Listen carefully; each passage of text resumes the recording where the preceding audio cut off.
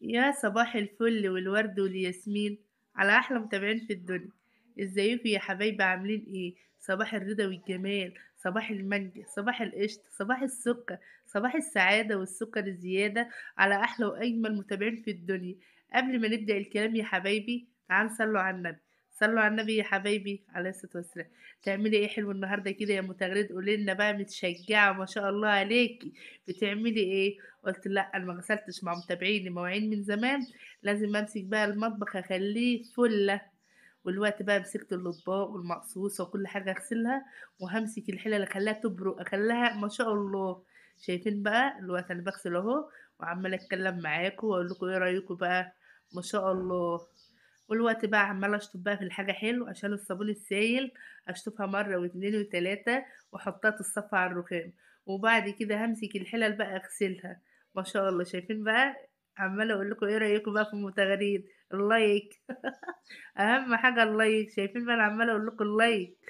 ازيكم يا حبايبي عاملين ايه؟ اخباركم ايه؟ ربنا يخليكم ليا يا رب، ما تحرم منكم ابدا. متابعين يا حبايب قلبي، ربنا يخليكم، ما تحرم من تعليقاتكم الجميله اللي بتفرحني. ربنا يكبر بخاطر كل واحده علقت لي تعليق حلو. ربنا يفرح قلبها يا رب وتفرح بعيالها، وما تشوفهم حاجه وحشه. ويخليكم ليا وما تحرم منكم ابدا. وتفضلوا دايما كده على طول منورين القناه بتاعتي كده. انتوا اللي منورين قناتي وحياتي، ربنا ما يحرمني منكم ابدا. انا عماله اتكلم معاكم وادعيلكم واستنى معاكم شويه. عم اغسل الحله بقى، اغسلها غسله واعيد عليها مره واتنين وتلاته لغايه ما اخليها تنضف. انا بحب المواعين بتاعتي تبقى نظيفه. زي كده اطباق الحلل لازم اخلي الحله بتاعتي، حتى لو دراعي وجعني والله العظيم لازم اخليها نظيفه. شايفين بقى؟ ما شاء الله. هشطفها حلو وهوريها لكم. ايه رايكم بقى في غسيل المتغريد؟ قولوا لي في التعليقات ايه رايكم.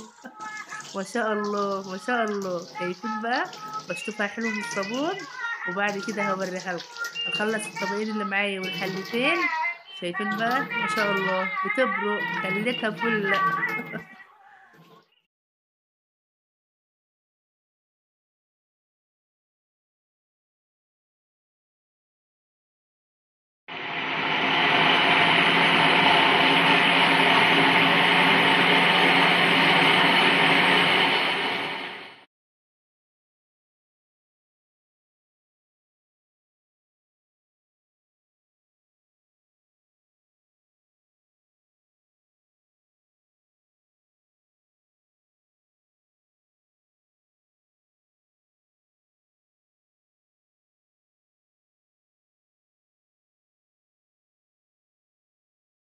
الصلاة والزكاة.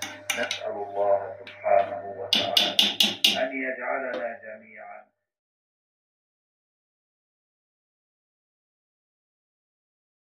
ومنك ومن نوح وإبراهيم وموسى وعيسى ابن مريم وأخذنا منهم ميثاقا غليظا ليسأل الصادقين عن صدقهم وأعد للكافرين عذابا أليما.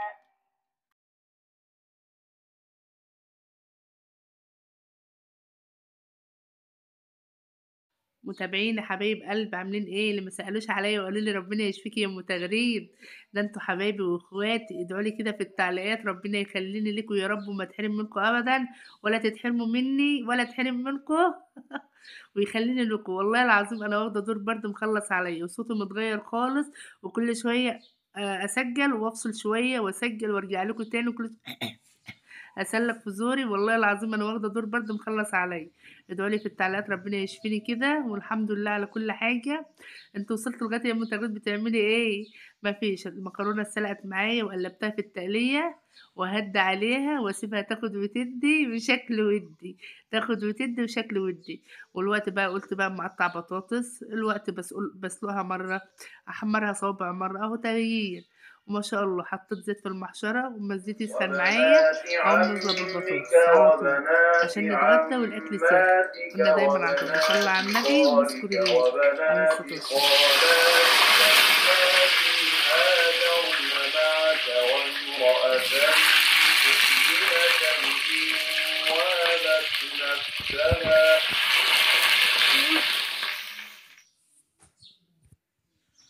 شايفين بقى ما شاء الله هم عايزين البطاطس مقرمشة، إحنا نعمل مكرونة لازم تبقى طرية شوية، قالوا لأ يا ماما خلّيها مقرمشة شوية.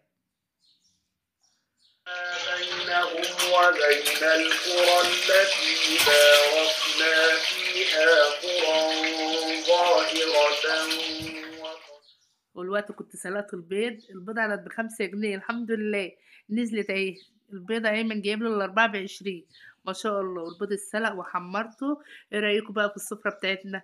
حاجة بسيطة واقتصادية وحاجة تفتح النِفس، تعالوا يا حبايبي لو أنتم قريبين مني تعالوا دوقوا المكرونة بتاعة أم تغريد ما شاء الله، بألف هنا يا رب لكل اللي كَل منها، شايفين لونها إلا لونها بقى. حاجة تفتح النِفس ما شاء الله، شايفين بقى وأنا باعمل بالشوكة كده بقى وإيه، باكل وهي سخنة كده، ما شاء الله اتغديتوا وبتعملي إيه يا أم تغاريد؟ الأكل دي بتاع تاني يوم، اتلاقيت الفيديو صغير قُلت بقى هانزّل الفيديوهين مع بعض، ما شاء الله جِبت قيمة كيلو دقيق، والوقتي حطيت كيس خميرة وهاعجنها، وهالِتّها حلو وهاعملها، هتعملي إيه حلو يا أم تغريد؟ تغريد وأيمن عايزين يعملوا سندوتشات شاورما. جبت فرخة قُلت بدل ما اشتري نُص كيلو بانيه أستنفع بالفرخة، خليت الصدرين وخدت اللي وراك بالأجنحة بالكبد والقوانص وغسلتهم حلو وعينتهم في الفريزر، هُم بيحبوا الشاورما بس أنا ما أكلتش الشاورما ما ليش تُقل عليها ولا ليّا فيها خالص، قُلت طالما بدل ما يشتروا من برّه الساندوتش ب70 جنيه قُلت لأ نعملها في البيت أحسن.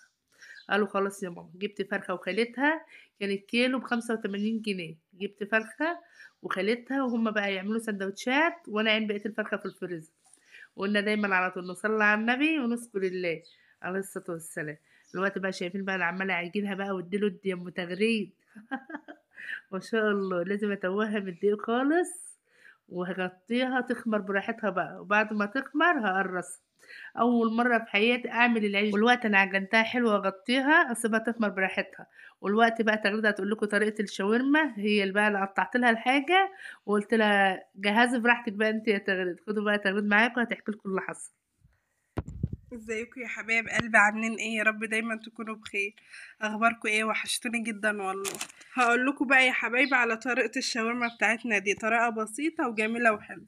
ماما قطعت لي بصلتين، وجبت حله وحطيت فيها البصلتين ونزلت بقطع الشاورما اللي معايا. الفراخ قطعناها قطع رفيعه كده، ونزلت بمعلقه فلفل اسمر ومعلقه ملح، ومعايا معلقه زيت ومعلقتين خل، وهقلبهم في بعض يشربوا من بعض كده. ماشي يا حبايبي، اهو خطوه بخطوه بوريها لكم اهو. اللي خلانا نعمل الشاورما دي في البيت كنا عايزين نشتراها من بره، وماما قالت بلاش من بره يا تغريده، انا هجيب لكم الطلبات واعملوها في البيت، اكل البيت مضمون عن اكل بره، ودي احنا عارفين احنا عاملينها ازاي، هي قالت لي كده. وبعدين بقى هقلبها في بعضها تشرب من التتبيله، وتسيبها ساعه في التلاجة. ماشي. وبعد كده كان معايا الطاسه حاطه فيها معلقه سمنه وشويه زيت، سبتها تسخن، وبعد كده نزلت بالبصل والشاورما اللي معايا، وهقلبها تقلبتين لحد ما لونها يبيض معايا. ماشي. وبعد كده معايا برضو كيس البهارات، معايا حطاه في جنب علشان ما كنتش هحط بهارات. كيس البهارات دي فيه كل حاجه للشاورما، حطيته كله. وبعد كده انا مقطعه فلفل احمر وفلفل اخضر وقرن شطه، ومقطعه طماطميتين. ماشي. بعد كده هنزل بالفلفل، وهقلب الفلفل في قلب الشاورما. والله العظيم الطريقة دي سهلة جدا ومخدتش مني وقت، يعني دي طريقة سهلة. في كذا طريقة بس احنا حابين الطريقة دي، يعني علشان اول مرة، وما كنتش متوقعة ان هي اول مرة تطلع حلوة كده. يلا اهو بنتعلم، كل مرة هنعمل حاجة وبنتعلم واحدة واحدة زي ما انتوا عارفين بقى. وما قلتليش في التعليقات ايه رأيكم في الملي والفوط والحاجات بتاعت الجميلة دي. وبعد كده ماما قالت لي يا تغريد نسينا نحط فصين توم بيخليها طعمها حلو، جابت بقى التوم وقامت مقطعاه في قلب توم بيديلها طعم ونفس تاني. وبعد كده نزلت بالطماطم اهو معاكم، وهقلبها تقليبه حلوه. دي كانت ماما ايه نسيت تقطع حته طماطميه كده، قامت مقطعاها. وهنقلبها تقليبه حلوه، ومعايا كيس البهارات هحطه برضه.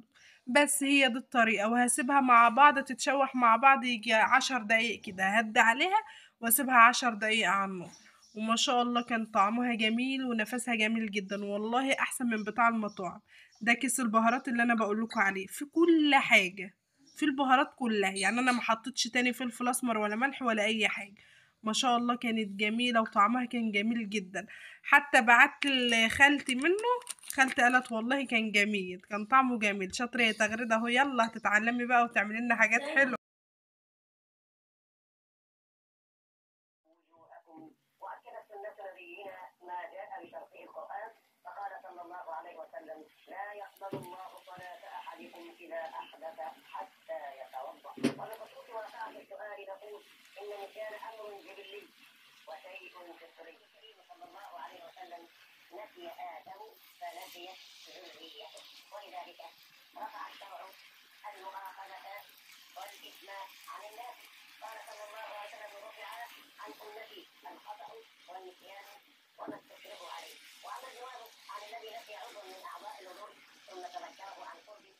ما شاء الله كنت خلصت الشاورما وكانت جميلة وسبتها على جنب بقى، وماما بقى بتعمل العيش. ماما بقى هتكمل معاكم التسجيل علشان تقولكوا على طريقة العيش. العيش في البيت جميل أحسن من بتاع السوبر ماركت ما شاء الله. ما تنسوش بقى طبعا اللايك والاشتراك في القناة وتفعلوا الجرس والمتابعة الحلوة بتاعتكم. ويا رب قناتنا الصغيرة دي تكبر بيكم ودايما منورنا كده.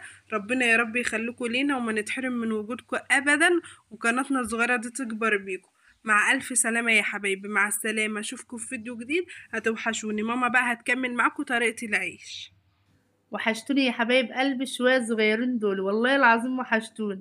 بتعملي ايه ام تغريد؟ ولا عملت العيش دي ازاي؟ طريقة سهلة وبسيطة وجميلة. انا هقول لكم انا عملته ازاي.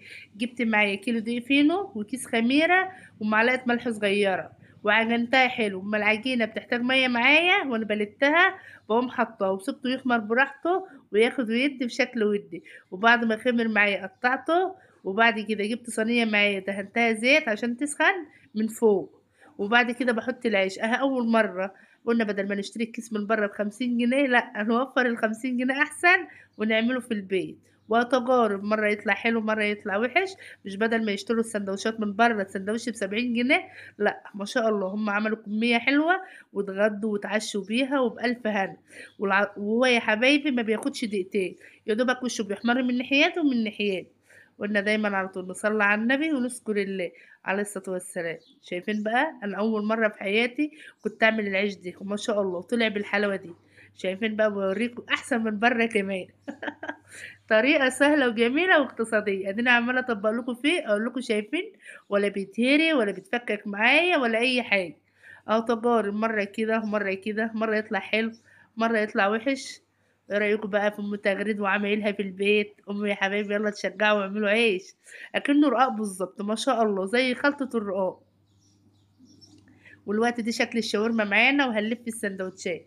انا عملت سندوتش واتنين، وايمن قال له اوعي يا ماما كده احنا اللي هناكله. انا ماليش في الاكل ده خالص والله يا حبايبي. قال له اوعي يا ماما بقى انا هعمل السندوتشات بتاعتي يا ابني. انا هعمل لك يا ابني. يقول لي لا انت ما انتش ظبطها انا هعملها حلو. قلت له خلاص براحتك طالما انتوا اللي هتاكلوها براحتك. وخلاص اديني بجرب اهو وبلفه من ناحيتي ومن ناحيتي. وده تجارب.